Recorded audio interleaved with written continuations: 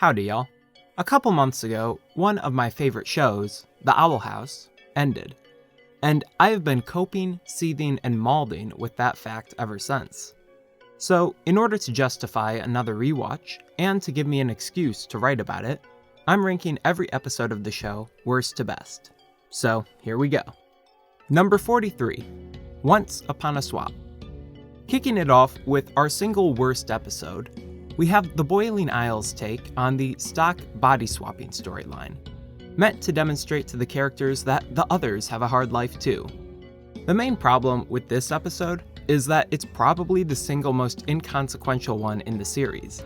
If you skipped it, you wouldn't miss anything.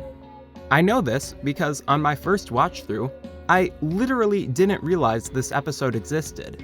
I just didn't see it in the menu, and I didn't feel like I'd missed anything. It's not that it's particularly bad, but something has to be last, and in a series this good, the worst thing you can do is to be utterly forgettable. King Luce does look freaky though. Number 42, Witches Before Wizards. The second worst episode is the second episode of the series. This episode exists in an awkward period where Luce has met Ida, Cain, and Hooty, but none of the other characters, and personally, I think the cast is one of the strongest elements of the show, so these early episodes do suffer a lot from just not having everyone introduced yet.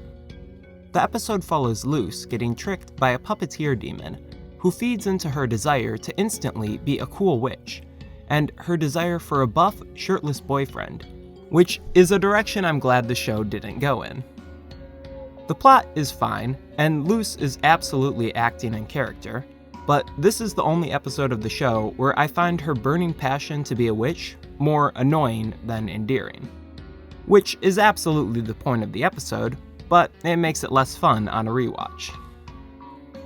Number 41, Really Small Problems. This is another stock episode. This time it's the shrinking episode. Cain shrinks Willow and Gus so he can hang out with Luce at the carnival. Eventually, everyone gets shrunk, kidnapped by Tibbles, and put in a death cage, and Cain has to learn a lesson about friendship to save them. It's not bad, but like the body swap episode, I had already seen the same concept done better in Gravity Falls. But this episode has one ingredient that helps it rise. A lot of bread puns. Number 40, Escape of the Palismen. Luce gives in to the throes of peer pressure, and in order to impress her friends, she betrays Owlbert's trust and loses him to the Bat Queen, but wins back his trust through trials and tribulations and strife, and this A-plot is just okay. But the highlight of the episode is the fiercest battle in the entire series, Cain versus Toddler, which, when Cain loses to the Toddler, shifts to Cain with Owlbeast versus Toddler. Number 39, Something Ventured, Something Framed. This episode takes us back to Hexside, when Gus sneaks Luce in to impress his hated rival Bartholomew. With a real human, the tension is palpable. Disgust, animosity, romance, all there. So, yeah, they all wind up breaking out of magic detention, which is a really bad look for Luce when Principal Bump shows up to enroll her into the school for real. But Gus takes the blame, and it's all chill. And Ida's turning out to be a pretty decent mom and a really horrible student. Number 38, A Lying Witch and a Warden. We don't have to go very far into the list to find the pilot, and that's not too surprising. I think generally pilots tend to not hold up as well when you've seen the whole series. It's weird going back to before the characters were fully developed. That's not to say the pilot is bad. I mean, clearly it didn't turn me away from the show. What I like most is probably just the sheer amount of ground covered, with us getting Luce's background, her stumbling into the Boiling Isles, meeting Ida and Cain, staging a heist, a prison break, and deciding to stay in the Isles, all without the pacing feeling off in the slightest. It's a very good introduction to this trio, while introducing the show's main theme of weirdos sticking together. And also, Hooty straight up swallows them the first time Luce enters the Owl House, and then never does that again. So that's something.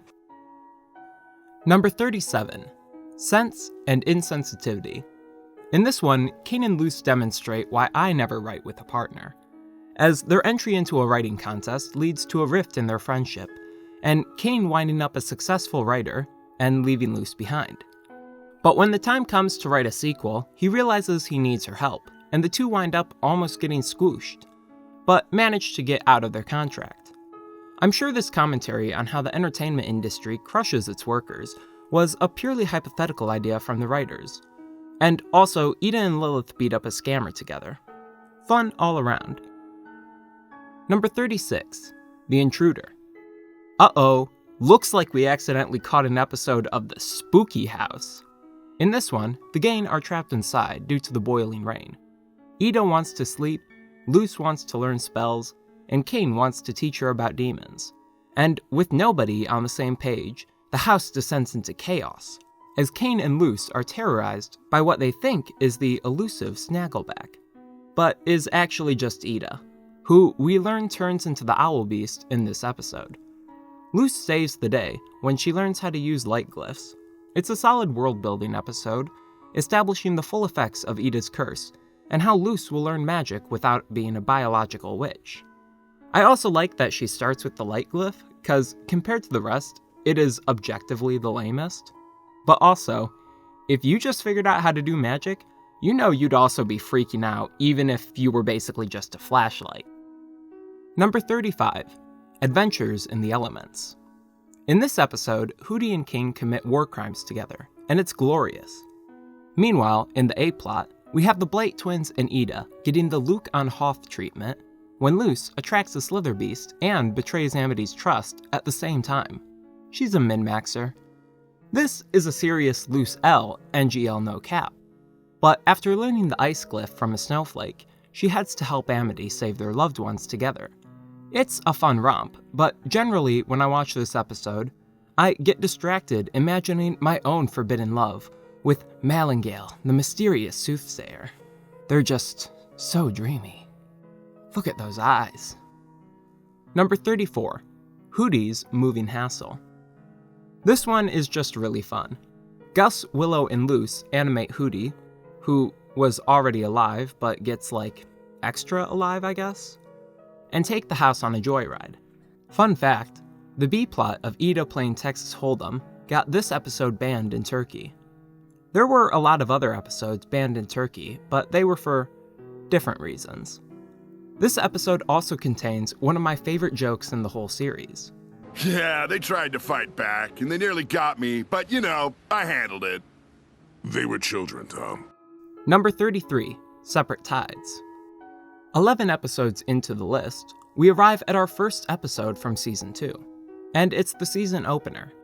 Season 2 is practically a straight upgrade on Season 1, with higher stakes, more, romance, and some awesome new characters, one of which is Hunter, or the Golden Guard, who follows Luce on her epic pirate journey to capture the Selkidamus. But really, what her and Ida wind up catching is love and friendship, and a bunch of Selkigris. It's a solid kickoff to the season, and I have a fondness for anything Selkie adjacent, but every other episode is going to do something even more interesting with the baseline that this opener establishes. Number 32, The First Day. It took 2 other episodes set in Hexside to get there, but it's finally Luce's first day at school. She wants to learn all sorts of magic, but is immediately restricted to the potions track. And she's left there to watch all the cool stuff that she's not allowed to do because she's stuck in this course and she just wants to do it all. And I know I'm going to school for biology, but I still like history and literature. And what if I'm stuck doing just this all my life? And, she helps a couple other misfit students change things so they can take multiple tracks, and it is a fun adventure. Number 31, Covention. In this one, Luce, Kane, and Ida go to the Covention, where we learn more about the Coven system. Meet Ida's sister, Lilith, and witness a cheating-fueled matchup between Luce and Amity, which turns into a really cool matchup between Ida and Lilith.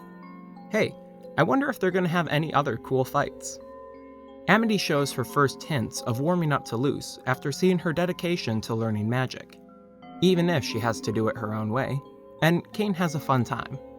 Number 30, O Titan, where art thou? I feel bad ranking this one so low because 1. The B-plot is functionally just meant to serve as a respite for Kane as he comes to terms with his titanhood, and 2. Steve. But like I said, after the first couple, I really like all of these. So we're ranking on razor-thin margins, and I just don't think the plotline of Luce and Ida trying to steal back Francois, while a nice callback to the pilot, is as interesting as many plotlines we're going to get later on in the list. But I really love every part with Steve in it. And the ending, where the cats get together and Ida helps Luce carve her Palismen, is really sweet. Number 29, Elsewhere and Elsewhen. It's the Philip lore episode. Luce and cool Aunt Lilith go back in time to meet Philip. And yeah, this is Bellows. This is 100% Bellows. He's, predictably, for a guy from the 1600s, a total knob, and winds up using Luce and Lilith as bait to get past a monster and meet the Collector. In the process, Luce teaches him the light glyph, which will definitely not cause her mental anguish in the near future. It's a solid episode all around, and I love a fully closed time travel scenario. But the levels of dramatic irony here border on Romeo and Juliet territory, and you really just want Luce and Lilith to realize that this charming rapscallion is so obviously Bellows. Number 28, Follies at the Coven Day Parade. After telling her mom she'd escape the Boiling Isles as soon as she can, Luce is racked with fear she might not be able to live in both worlds. This causes her to jump at the opportunity to help Kikimora get a vacation by staging her kidnapping. Ida agrees to go along with it so she can save Rain, and it initially goes off okay. Hooty and Kane have a fun time distracting the crowd, and Ida and Luce get their targets. But Ida soon realizes Rain is brainwashed, and Luce is eventually betrayed by a power-hungry Kikimora, but winds up okay when Kikimora just gets told off. Luce talks to Amity about what happened with her mom. Bellows unmasks to the Isles. And I know it's like a trope that a character will get as close to death as possible just before another character steps in to help, but could Luce really not have moved a foot out of the way when Snapdragon was about to stab her? Holy moly, girl, have some self-preservation, please. Number 27, Lost in Language. This one has one of my favorite episode concepts of the first season, with all the books in the library coming alive. The Blight twins are introduced, and are awesome, though way meaner in this episode than the rest of the series.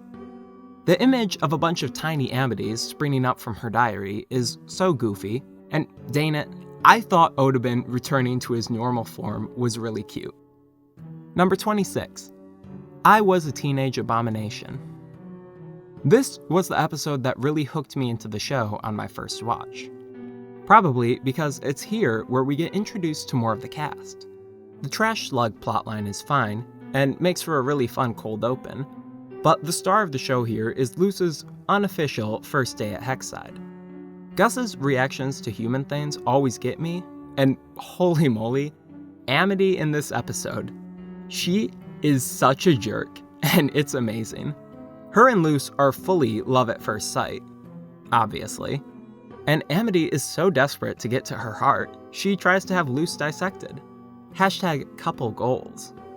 Willow switching over to the plant track is a neat little thing about leaning into your strengths, and also makes you wonder why nobody picked up on that before Luce showed up. And her mention of her dad's is the first hint that this show might be heading towards a direction that is not aligned with the values of the Disney Corporation. Number 25, Echoes of the Past. The people crave Kane lore, and the people are gonna get it. The Owl House gang heads off to Kane's castle to learn about his mysterious past, including Porta Hooty! Reporting for Hooty! The Hooty-Lulu dynamic is silly, and also, Kane's entire worldview shatters as he realizes he wasn't actually a Kane of Demons. He gets the rest of his horn back though, so it's kind of a win. And this helps him remember that he had a dad, spurring an identity crisis that will lead him to search for his lost parent. But once again, it's still a win, cause he gets to keep the creepy guardian Jean-Luc. What is it with King and French names, honestly? Francois, Jean-Luc? Jeez. Number 24. Them's the breaks, kid. Here's the Ida Rain backstory episode I didn't know we needed, but am so glad we got. It's cool seeing how much the two kick it off, and how much of a little monster young Ida is. The plant coven lady is still terrifying, and then Vice Principal Bump is still goated. Solid episode. Number 23. Wing It Like Witches. This one's kind of a pastiche of sports movies. Luce and the gang challenge Basha to a grudge match, and we get all the typical fare. Montages, epic backstories of once great players who've forsaken the sport due to the harm they've caused the others, only to return when they're needed most. And King in a cheerleader outfit. Ida and Lilith even get their own matchup, officiated by Hooty. Your mileage on this one is going to be highly dependent on how much you like goofy sports movies, but I love them, so this one's a win in my book. Number 22. Edge of the World. The people crave King lore, and once again, the people get King lore. When King goes to meet his dad's friends, the experience doesn't quite live up to his expectations, however. For one, they're a lot taller than he had expected. For two, there are a bunch of Titan trappers trying to kill the last Titan, which, for three, turns out to be King. I remember thinking he wasn't really going to find his dad going into the episode, but the reveals all still hit so hard. Like, when one of the trappers takes off his glove to reveal a human hand, whew, good stuff right there. The revelation that King is a Titan has some pretty serious implications too. Like, how is Ida going to find a collar that big? It'll be impossible. Number 21. Yesterday's Lie. In this episode, Luce finds a way to communicate with the human realm, and this helps us meet the most Sigma character in the show, V, the basilisk who's been pretending to be Luce. This doppelganger had been teased a couple times before, in a pretty sinister way. But the negative implications of having an impersonator get thrown away as soon as we see that V is basically just a frightened lizard puppy hiding from her life on the Boiling Isles. V winds up getting kidnapped by this certified goofball Jacob, but Camila beats him into submission and frees her. The episode ends with Luce promising her mom that when she gets back, she'll stay in the human realm forever, in a move that is going to bring about just so much angst. I like how this episode develops Camila's character.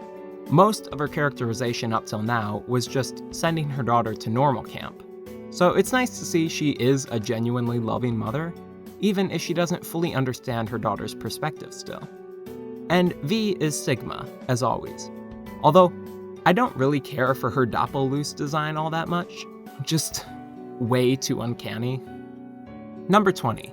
Labyrinth Runners. This one gets all sorts of wacky. The illusionist guy comes to Hexside to brand them all with Coven sigils, only to get shown up by a bunch of teens and get out-illusioned by Gus. Amity fails to recognize Willow is self-sufficient and tries way too hard to protect her, and Hunter is squatting in the school because he's hiding from Bellows. My goat. This is essentially the best showcase of illusion powers, and they can be like crazy powerful. If Gus wanted to, he could become like the ultimate gaslighter. Number 19. Hunting Palismen.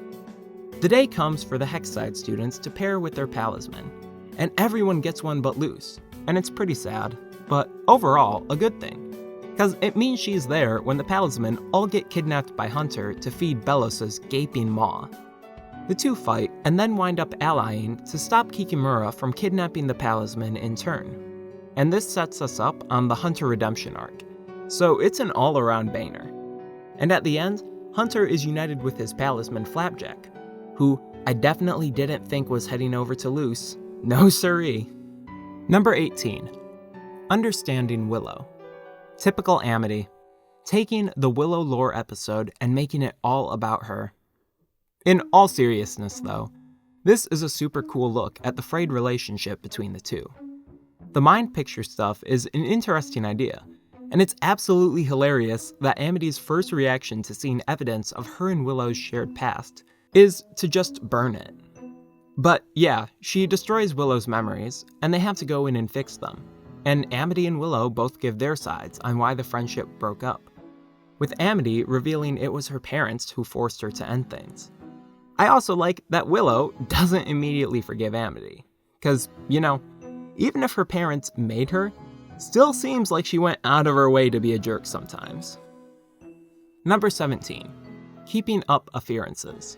In this one, we meet Ida's mom. She's one of those alternative medicine types who insists that crystals will heal her daughter, and tossing out her elixirs that actually work. She irritates both of her daughters and denies them their medicine under the advice of some scammers, but ultimately just sends them both into beast mode. Eventually, she comes to realize how she's hurt her daughters, and with Luz's help, gets them their elixir. The three hug it out, their mom gets revenge on the scammers, and we get a really cool ending where it's revealed Luz has a doppelganger. Overall, neato episode, and I know I said the mom was an allegory for alternative medicine people, but also, a parent who refuses to accept their child for an aspect of themselves beyond their control to the point they're willing to try any method up to and including hurting the child to fix them. I'm just saying, there's another way to read that. Number 16. Through the Looking Glass Ruins. This is essentially Gus's solo episode, and it rocks. He teams up with a group of kids from Glandis in an attempt to show off that illusion magic is just as good as any other magic. But in his hubris, he winds up leading them to an illusionist graveyard that they planned to rob. He scares them off with the help of Mytholomule and the graveyard attendant, and we get to see some genuine friendship forming between him and Matt. Meanwhile, the B-plot focuses on another enemies to friends to potential lovers duo in Lumity. They break into the library to help Luce find Philip's journal. It's an okay, but not particularly notable B-plot, up until the end, when Luce and Amity are telling how the other affects them, and Amity kisses her, in a win for all the shippers in the audience. Number 15. Hollow Mind. I remember this one having crazy hype leading up to its release, and boy howdy did it deliver. Luce and Hunter head into Belos' mind, and what ensues is crazy Belos lore, and Hunter having a severe crisis of faith, as he sees the carefully constructed facade crumble to reveal Belos' true monstrous nature, as well as that Hunter is a Grimwalker Belos constructed to do his bidding. And if you thought Luce was escaping the mental damage, think again, as Belos reveals himself to be Philip Wittebane, in a twist that, let's be honest, everyone saw coming ever since Elsewhere and Elsewhen, but still hits crazy hard. Luce and Hunter barely escape, and Hunter freaks out crazy mode, having officially been split up from his so-called uncle. Also, I saw someone on Twitter point out that in Belos' false memories, all the witches are humanoid and white, when in the true memories, they weren't. And that's such a cool detail. I can't believe Emperor Belos would stoop as low as to engage in racism. Number 14. Escaping Expulsion.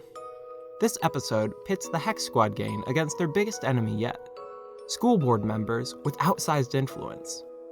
Amity's parents get the trio expelled to keep her from getting distracted. Luce makes a deal with Odalia, where if she shows off their products, they can get unexpelled, and Odalia straight up tries to murder her. Amity runs in and stops it, but holy moly, bad mom. And in the B-plot, Ida and Lilith figure out glyph combos. The sibling relationship is more fun now that Lilith isn't trying to arrest her all the time, and this sets up way more glyph spells they can use in the future. Number 13. Any Sport in a Storm. This is the second edition of The Owl House Does a Sports episode, and it's even better than the last. Hunter heads to Hexside undercover to find recruits for the Emperor's Coven at the suggestion of Darius, finding Willow and her newly forming Flyer Derby team. After learning not to judge a book by its cover, Hunter helps the team fly to victory. And then, the team learns to not judge a book by its cover when he kidnaps them for the Emperor's Coven. But after a Steve-induced crisis of faith, he stops Darius from taking them to the castle. Darius has literally never cared about any of this, so he lets them go, and Hunter takes another step towards good guyification. Meanwhile, there's a Lumity B-plot about looking for the Azura author. It's cute, and features Tenellinosa. That is all. Number 12. For the Future. This is the lowest ranked episode of the shortened Season 3, and spoiler, the other two are both in the top 5. So, what is it about this one that has it fall out of favor? Well, the plot is pretty solid. The kids and Camila enter the Boiling Isles and visit the Owl House in Hexside, while Kane navigates his relationship with the Collector to try to keep him, Ida, and Lilith safe. And Belos tries to find a vessel to help him take over the Isles, ultimately possessing Rain. All of this is solid, but a huge chunk of the episode is focused not on Belos or the Collector, but the show's weakest antagonists, Basha and Kikimura. Their dealings are fine. We even get a little thing with Basha acting like Amity's desperate ex, which tracks when you realize Amity basically ditched her for some better friends and has seemed happier than ever because of it. But at the end of the day, it's just not the show's best villains, and it seems weird to spend so much of the penultimate episode on them. I honestly think it would have been hilarious if Kikimura had actually just went and found a hole, like Bella suggested. There's a lot of other good stuff in here too. They somehow made me like Mytholomule. Willow and Hunter both get some closure on their arcs, and we get the reveal of Luce's Palisman Stringbean. I love Stringbean, such a silly little goof. Number 11, Youngblood, Old Souls. In the jam-packed Season 1 finale, we get a prison break plotline, as Luce and Kane scramble to save Ida from her imminent petrification. They reach her and find Lilith, who explains why she cursed Ida and how she regrets it. Eventually, Lilith stands up to Emperor Belos and gets thrown into the petrification chamber for her troubles. Then, we get the first fight between Luce and Belos. And though she loses, it's not a total whooping for Luce. I like their fight chemistry in all their matches, because they make it believable that Luce can actually contend with this insanely powerful being to an extent, with her trickery and teamwork. He eventually agrees to free Ida in exchange for the portal. I theorize this is primarily out of just being really annoyed at Luce and not wanting to deal with her anymore. She agrees, but then destroys the portal before he can use it, trapping her and him in the Isles. The group escapes, and Lilith takes on a part of the curse in order to help her sister, taking away both of their magic. This is awesome. However, due to her injury in the Grudgeby match, Amity is essentially written out of this and the previous episode. I kinda wish she wasn't though. She had the most personal investment in the Emperor's Coven of the Hex Squad, and it could have been neat to see her come to the realization of their evil. Maybe even help sway the crowd with Willow and Gus. Guess that's what fanfic exists for though. Number 10, Agony of a Witch, aka the Stuff Just Got Real episode. In part 1 of the season finale, we see Lilith once again failing to capture her sister, until she finds Luce in the castle trying to steal a healing Coven artifact to fix Ida's curse. Since going to the Owl House has always failed her, she figures she'll use Luce as bait to bring Ida to her. And this gives us probably my favorite fight in the whole show, as we finally get to see Ida fully unleashed, and it's awesome. Her and Lilith go crazy with it, bouncing and zapping everywhere. Luce is in basically a magic hamster ball for the fight, which is goofy, and despite trying to annihilate each other, the sibling relationship is still shining through here. I love this exchange. You always thought you were better than me, that I could never beat you in anything. I am better than you. And Lilith reveals she cursed Ida, a twist that arguably I should have seen coming, but I'm a little stupid. So I got to enjoy that surprise. The fight ends with Ida sacrificing her last remaining strength to save Luce, and the episode ends with Kane popping out of a cake. What a jovial, lighthearted ending. Number 9, Eclipse Lake. Our first episode after Lumity became official. Here we see Luce afflicted with a debilitating case of the common mold, aka the writing room explores what Luce would be like drunk. Meanwhile, Amity, Ida, and Kane go to get Titan blood for the portal, eventually running into and capturing Hunter. Amity and Luce spending the entire episode saying, "My awesome girlfriend," and "I'm an awesome girlfriend," is funny, and also exactly how some of my friends act whenever they get into relationships. The fake out with the emoji messages did get me the first time around. Harpy Ida makes an appearance, and Kikimura fails again. We get another one of the best fights in the series, between Amity and Hunter, and some classic angsty boy Hunter development too. Kane looks pathetic stuck in a root. Just so much happens in this episode, and I love all of it. But not as much as the next 8, cause when I was constructing this ranking, every episode from here on out was one that seriously got considered for number 1. Honestly, my top spot is liable to change a week after this video comes out. These top ones are just that good. So, without further ado, number 8, Ida's Requiem. Luz is a sucker for Ida's mysterious past, and so am I, baby.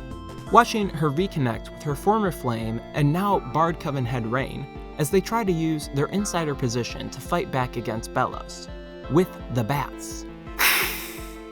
This is the closest we got to a musical episode of The Owl House, and they make the most of it.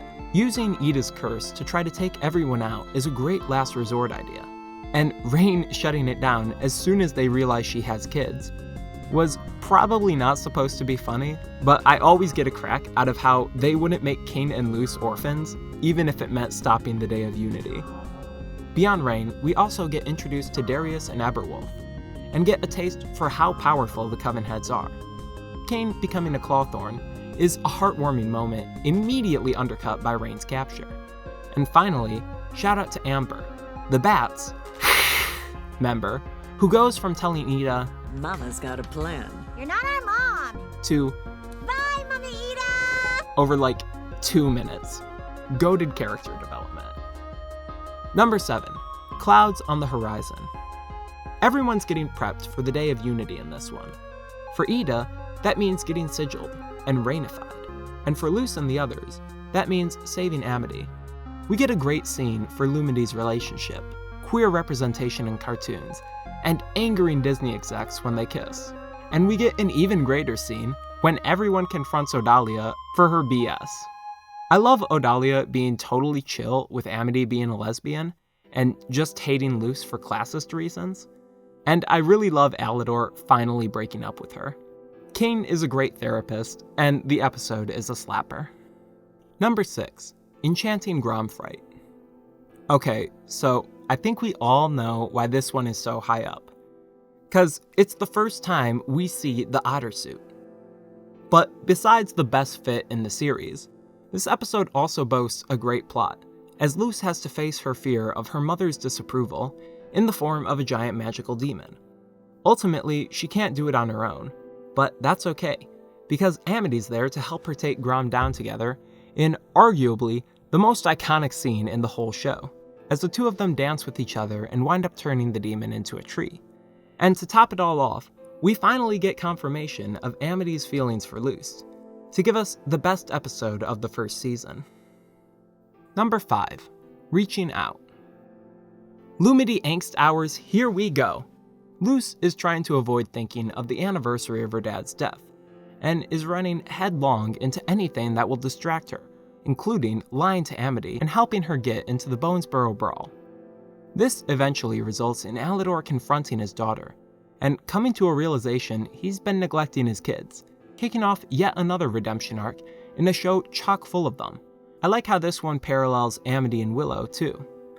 Luz and Amity then have a really touching scene where Luz tells her what's been bothering her, and they resolve to pick flowers. Meanwhile, the B-plot with Ida, Kane, and Edric might be my favorite one-off group dynamic of the whole show. They're just so much fun together. And at the end, we see Camila and V in the human realm. V looks like such a goober in this shot, I love it, and the calendar reveals the date is August 22nd, which is my birthday. Neat. Well, I guess with the context, it's not as neat. Number 4, King's Tide. This episode delivers on the Day of Unity hype that's been building for ages now. Belos begins the draining spell and ditches the Collector now that he has what he needs. This episode is like 75% Belos fight, and it rocks. Luz manages to brand him with the Coven sigil, proving that the invisibility glyph is just like so OP. Outside, Ida and Rain's trick is figured out, and the other Coven heads fix the draining spell, and then immediately get screwed because, yeah, it's a draining spell. It also destroys Ida's arm, but that's okay because she'll get to be a pirate later. The rest of the gang shows up to fight Belos, and in desperation, Kane frees the Collector. What ensues is one of the wackiest scenes in the show, where an unleashed Collector absolutely squooshes Belos and stops the draining spell easy squeezy. This chaotic neutral goober is way more intimidating in 3 dimensions. They tear up the place, and the Hex Squad escapes to the human realm, with Belos sneaking in with them. I know that Belos doesn't actually die here, and logically the show is much better off for him staying as the big bad, but when I first watched it, that didn't stop me from thinking Belos going out like this would be just like the goofiest ending ever. Number 3, Watching and Dreaming.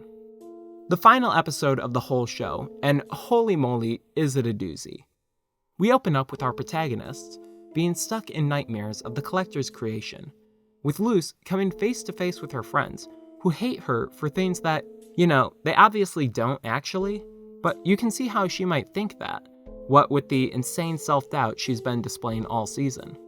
But eventually, they break out of their trances and good guyify the Collector in comically quick fashion, which becomes even more comical when Belos fuses with the Titan and becomes a massive kaiju monster, and the Collector decides the best way to fight is to hug the evil out of him, causing Luce to have to save them, and in turn, causing Luce to straight up die. And while a powered up Ida and Kane fight Belos, did I mention this fight animation is just so great? Luce meets Kane's dad, who gives her his remaining strength, granting her the ultimate form a kaiju fight deserves. Titan Luce looks fantastic. They defeat Belos in a fight that's just so good, go watch it. Belos gets squooshed just like he always deserved, and we get the return of the bread puns. Then, there's a fake out that makes it look like Luce abandoned the Boiling Isles completely, which had me ready to go crazy on Twitter. But it's revealed she's just packing for tertiary education in the Isles. We get an awesome future sequence where we get to see everyone's cool new designs. My favorite are Amity, Gus, and Pirate Ida, by the way. And the story is complete, but with plenty of room for more adventures. Say, in the form of a spin-off series or movies. If any Disney executives are watching this, please consider. My only real gripe with this finale is how the rest of the Hex Squad is practically sidelined. They're given a little to do protecting the archives, but I wish they had gotten to fight Belos too. The show spent so much time establishing all the unique powers of its cast, even giving new powers to Hunter in the previous episode, and it just feels like they were unable to fully deliver. All that said though, this is still probably my second favorite finale ever after Breaking Bad. But Hooty doesn't get a line, so really, it's garbage and should be at 43. Number 2, Knock Knock Knocking on Hooty's Door. Hooty tries to help Kane, Ida, and Luce with their problems, but it doesn't go as planned. That's the official synopsis for this episode, which only features 5 of the characters and takes place almost entirely at the Owl House. If that setup sounds familiar, that's because this is basically a bottle episode. You wouldn't be wrong to go into this expecting goofy but ultimately inconsequential Hooty hijinks. But instead, we get maybe the single most consequential episode in the entire show. So, the actual episode. We get 3 plots of Hooty helping the 3 residents of the Owl House, so that he can feel useful. Starting with Kane, he tries to help him figure out what kind of demon he is. But when the results come back inconclusive, we're given our first indication that Kane might not even be a demon at all. And also find out he has bwah powers. Then, he drugs Ida to help her get to sleep, trapping her in her mind with the Owl Beast. This is Ida's best scene, as we see her struggling with her memories of how her curse has affected her life, and her loved ones, until she realizes that the Owl Beast is just as trapped as she is, ultimately deciding to work with the beast instead of fighting against it, as she emerges from her dream as Harpy Ida, which looks rad as hell. I love powered up forms. Finally, Hooty tries to set up Luce with Amity by swallowing her and vomiting her up in the basement so her and Luce can experience the Hooty-themed Tunnel of Love. Worried about looking corny in front of her crush, Luce destroys the tunnel in a violent rage, spurning Amity's feelings and leading Hooty to think he's ruined things for all of his friends. In order to reassure him he did help, Ida and Kane show off their new powers, and Luce asks out Amity. This rules. The actual scene is so cool, but what's even better is that they actually start dating before the ending. So many shows save the romantic pairing till the very end, and it rocks that we actually get to see the characters exist in the relationship. By the end of the episode, everyone has gotten something they wanted. Power, control, love, acceptance. And then Hooty swallows a letter that seems like it's from Kane's dad. Great episode. And finally, number 1, Thanks to Them. Thanks to Them is the best episode of The Owl House. Right from the start, we get this awesome opening sequence, which includes Luce coming out to her mom and gives us one of the funniest frames ever, and a redesign for V's human form, which made me retroactively like V way more as a character. I even like her normal form more, now that she's not swapping it with wacky Luce. One of my friends said he felt the same way, so I'm like 90% sure this isn't just me being weird. As for the actual episode, we see the Hex Squad trying to find out how to make a portal back to the Demon Realm. Meanwhile, Hunter is racked with fear of the others learning his true nature, and Luce can't escape the feeling she created Bellows, and everything would be better if she disappeared, which is pretty heavy for a whimsical fantasy show for ages 10 to 14. The two share these feelings with each other in a scene in the shack that gives us the closest we'll get to Hooty representation in this episode. I'm not mad, I'm just disappointed. But in the meantime, the rest of the squad are finding info on a stash of Titan's blood, and V is finding a little something extra, if you know what I mean. Also, there's this scene where Camila stumbles across Luce's video diaries, including the ones talking about her dad's passing, and it's super sad. Anyways, Halloween comes, we get Philip lore on the hayride, and then Hunter breaks off to head for the Titan blood. And after following him, Luce realizes he's been possessed by Bellows. An awesome fight scene ensues, where V shows off her basically curvy powers, and Bellows Hunter stabs Flackjack, who sacrifices himself to save Hunter's life, in a scene that takes the crown in the very heated race for saddest scene of the episode. The gang head back to the Demon Realm, and before Luce can make the decision to stay in the Human Realm, Camila says they're going together, and the credits include shots of all the adventures the gang had in the Human Realm, and a very Sigma-looking V. I love this episode so much. They took the constrictions presented by the shortened Season 3 and ran with them to make something truly amazing. I wish I had more commentary on it, but it speaks for itself. This whole show rocks. It's been one of the best parts of the past few years for me, and I'm so glad I get to live in the same timeline as it. Thanks for watching. Bye!